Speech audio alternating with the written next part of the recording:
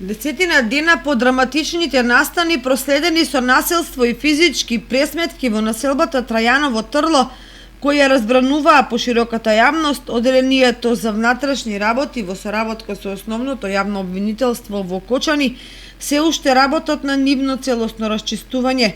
Штипскиот СВР деновиве поднесе 5 кривични пријави за учесниците во пресметките. 2 кривични пријави поднесе и Оделението за внатрешни работи во Кочани, и тоа против 31 годишниот МВ и 46 годишниот СД, двајцата од Кочани, поради постоење основи на сомнение за сторено кривично дело насилство. Тие на 11 април во дворот од семејната куќа на АН и ИВ со дрвени предмети го оштетиле патничкото возило Опел, искршиле стакла на куќата, а потоа и физички ги нападнале оштетените. Покрај овие до Основното јавно обвинителство во Кочани поднесена е кривична пријава против АВ, 23 години од Кочани, поради постоење основи на сомнение дека сторил кривично дело за грозување со опасно орудие, притепачка или караница.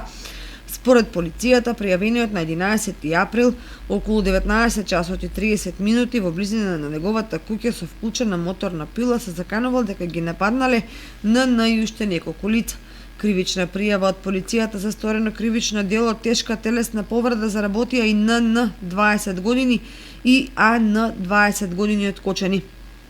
Од СВР Штип соопштија дека пријавените на 11 април околу 20 часот на улица во Кочани го пресретнале МВ и физички го нападнале со дрвен предмет, нанесувајќи му тешка телесна повреда.